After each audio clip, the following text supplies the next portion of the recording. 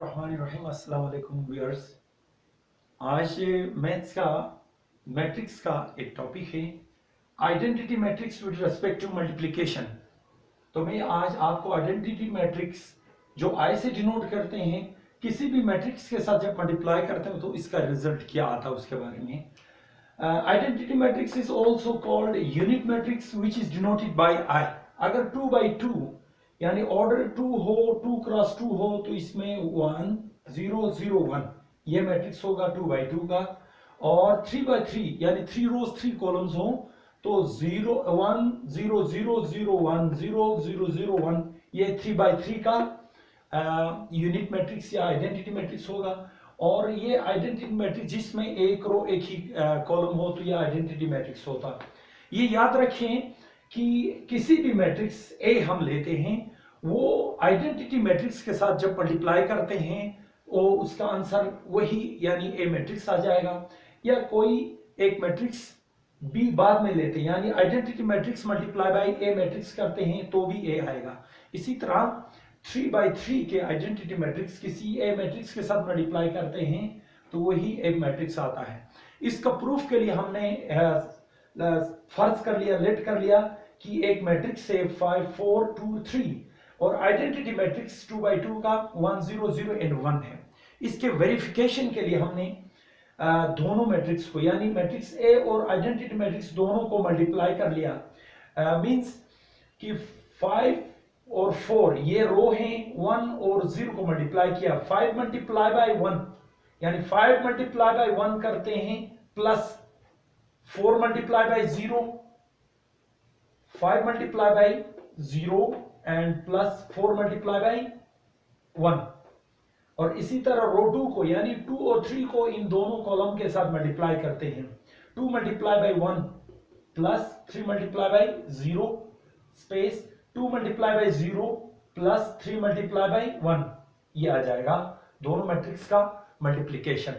आगे बढ़ते हैं कि इन दोनों को 5 multiply by 1 plus 4 multiply by 0 ये आ जाएगा 5 + 1 और 5 multiply by 0 plus 4 multiply by 1 0 plus 4 आ जाएगा।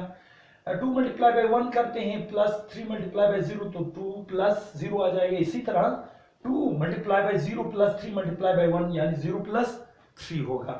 तो आगे बढ़ते हैं नेक्स्ट स्टेप की तरफ। तो 5 + 0 5 आ जाएगा, 0 + 4 4 2 + 0 2 2 + 0 2 and 3 + 0 is 3 और ये देखें जरा ए मैट्रिक्स की तरह ही आ गया। इसी तरह पहले आइडेंटिटी मैट्रिक्स बाद में ए मैट्रिक्स को हम लेंगे तो वही ए का ए आ जाएगा। तो हम लास्ट में ये जो हमारे पास कंडीशन था matrix A multiply by and identity matrix को या ए मैट्रिक्स को आइडेंटिटी मैट्रिक्स के साथ मल्टीप्लाई करेंगे तो वही ए आएगा। तो हमने वेरीफाई कर लिया। ये कैसे वेरीफाई कर लिया कि दो मैट्रिक्स ए और आइडेंटिटी मैट्रिक्स लिया, दोनों को मल्टीप्लाई करके उनका जो रिजल्टेंट आ जाएगा उसका रिजल्ट आ जाएगा वही ए मैट्रिक्स आ जाएगा। आप किसी भी मैट्रिक्स को आइडेंटिटी मैट्रिक्स के साथ मल्टीप्लाई करेंगे तो वही मैट्रिक्स जो आपने लेट कर लिया वही आ जाएगा। तो हमने यहाँ पे नेक्स्ट क्या किया, आइडेंटिटी मैट्रिक्स के साथ वही मैट्रिक्स मल्टीप्लाई किया तो भी ए आ गया।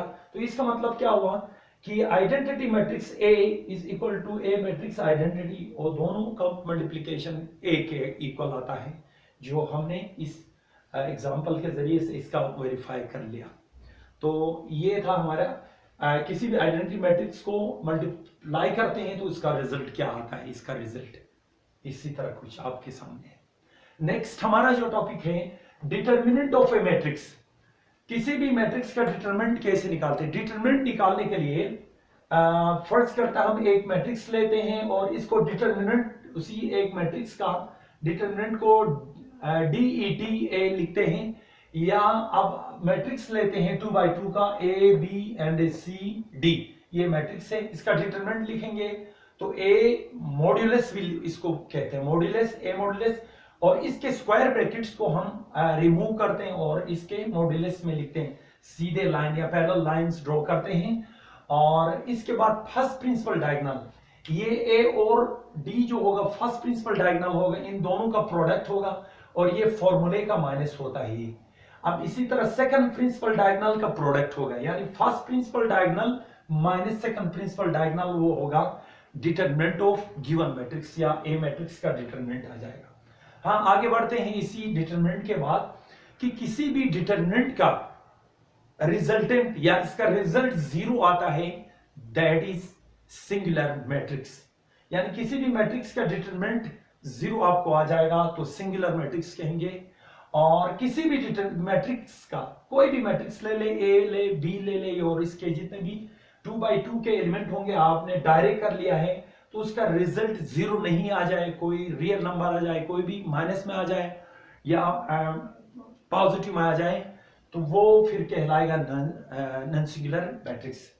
हम आगे बढ़ते हैं 3x3, जिसके 3 रोज और 3 कॉलम्स वाले मैट्रिक्स होंगे, तो उसका डिटरमिनेंट फाइंड करने के लिए बात वही आ जाएगी कि इसके स्क्वायर ब्रैकेट्स को आप रिमूव करते हैं उसी के, यानी कैपिटल अल्फाबेट ए हमने लेट कर लिया था, उसको मॉड्यूलस में लिखते हैं ए, और इसके जितने भी एलिमेंट होंगे उनको भी मॉड्यूलस में लिखते हैं सीधे पैरेलल लाइन से। अब देखिए A11 यानी रो 1 का एलिमेंट नंबर 1 है, रो 2 का एलिमेंट नंबर 2 है, रो 1 का ही एलिमेंट नंबर 3 है। ये रो 2 है एलिमेंट नंबर 1, रो 2 का एलिमेंट नंबर 2, रो 2 का एलिमेंट नंबर 3, ये रो 3 है element number 1, element number 2, element number 3। इसको ऐसे भी पढ़ा जाएगा, यानी कॉलम वाइज पढ़ा जाए तो column number 1 element number 1, column number 1 element number 2, column number 1 element number 3, column number 2 element number 1, column number 2 element number 2, column number 2 element number 3, ये कॉलम 3 है एलिमेंट नंबर 1 2 3। इस तरह कॉलम वाइज भी पढ़ा जाता है और रो वाइज भी आप पढ़ते हैं। अब देखिए डिटरमिनेंट की बात आती है, तो ये पहला रो का अगर आपने एक्सपेंड करना है, यहाँ पे एक्सपेंड क्या देखें, एक छोटा सा आप यहाँ पे देखें 3x3 का मैट्रिक्स है, इसको एक्सपेंड करके यहां तक लिखा मैंने, तो इसका मतलब ये है पहला आपके पास रो 1 को एक्सपेंड करते हैं तो A11 को आपने पॉजिटिव में लिखना है, अलग लिखना है। जब A11 कंसीडर करते हैं तो रो 1 भी कैंसिल होगा, कॉलम नंबर 1 भी कैंसिल होगा। जब कैंसिल होंगे बाकी वाले आपने लिखना है A22, A23, A32, A33, यानी आपने लिखना है क्या पहले मैट्रिक्स में A22, A23, A32, A33। अब इसके बाद ये पॉजिटिव में पहले वाला लिखा था और ये आ जाएगा सेकंड वन नेगेटिव में। A12 आपने सेलेक्ट कर लिया, A12 जब सेलेक्ट करते हैं तो वही कॉलम नंबर रो नंबर 1 को आपने रिमूव करना, भूल जाना 2 मिनट के लिए, फिर कॉलम नंबर 2 को भूल जाना, बाकी रिमेनिंग वाला 2 1 2 3 3 1 3 3, तो आपने सेकंड वाला ये मैट्रिक्स लिया एक्सपेंड करने से। इसी तरह आपने लास्ट वाला रो 1 का एलिमेंट नंबर 3 को आपने एक्सपेंड करने के लिए सिलेक्ट कर लिया, तो ये कॉलम नंबर 3 भी कॉलम रो नंबर 1 भी भूल जाएंगे, आप रिमूव करेंगे 2 मिनट के लिए, तो आपके पास 2 1 2 2 A31 A32 ये आ जाएंगे, 2 1 2 2 3 1 एंड 3 2, ये आपके पास मैट्रिक्स आ जाएगा। अब वही बात है 2 का ये भी मैट्रिक्स होगा, 2 का ये भी मैट्रिक्स होगा, 2 का ये भी मैट्रिक्स होगा। बात इसमें सिर्फ एक बात ये है कि जो एलिमेंट आपने सिलेक्ट कर लिया था वो एलिमेंट इन सारे मैट्रिक्स के साथ, ये एलिमेंट इसके साथ मल्टीप्लाई होगा, ये इसके साथ मल्टीप्लाई होगा, ये इसके साथ होगा। अब इसको हमने क्या कर लिया, फर्स्ट प्रिंसिपल डायगोनल इस मैट्रिक्स का मल्टीप्लाई कर लिया, माइनस फॉर्मूले का है। सेकंड प्रिंसिपल डायगोनल 2 3 और 3 2, 2 3 और 3 2, ये दोनों मल्टीप्लाई कर लिया, फिर माइनस फॉर्मूले का है। A12 आपने लिखा, ये यहाँ पे A12 है, A12 ये एलिमेंट है जो हमने सिलेक्ट कर लिया था, तो ये फर्स्ट प्रिंसिपल डायगोनल को मल्टीप्लाई किया, इन दोनों को मल्टीप्लाई कर लिया तो ये आ गया। अब इन दोनों को सेकंड प्रिंसिपल डायगोनल को मल्टीप्लाई किया तो ये आ गया। अब इसी तरह प्लस A13, यहां पे भी वही बात रिपीट हो जाएगी कि A फर्स्ट प्रिंसिपल डायगोनल है और ये सेकंड प्रिंसिपल डायगोनल है, दोनों को मल्टीप्लाई कर लिया, पहले को मल्टीप्लाई करने से ये है फॉर्मूले का, ये आ जाएगा आपके पास, फिर सेकंड प्रिंसिपल डायगोनल का प्रोडक्ट ये होगा। तो ये 3x3 का डिटरमिनेंट का एक एग्जांपल है, जनरल फॉर्मूला भी है। 2x2 का तो बहुत इजी है, फर्स्ट प्रिंसिपल डायगोनल को मल्टीप्लाई करते हैं, माइनस लिखते हैं, फिर सेकंड प्रिंसिपल डायगोनल को आप मल्टीप्लाई करते हैं, तो जो भी आंसर आ जाएगा, अगर जीरो आ जाए तो वो सिंगुलर होगा, नॉन जीरो होगा तो नॉन सिंगुलर होगा। तो आज हमने आप लोगों को ये दो टॉपिक लेके आया था कि आइडेंटिटी मैट्रिक्स कोई भी आप लेंगे, आइडेंटिटी मैट्रिक्स किसी भी मैट्रिक्स के साथ मल्टीप्लाई करते हैं तो वो जो आपने लेट कर लिया था वही मैट्रिक्स आपके पास आ जाएगा, या ए मैट्रिक्स हो या बी हो या सी, कोई भी मैट्रिक्स लेंगे तो वही आ जाएगा।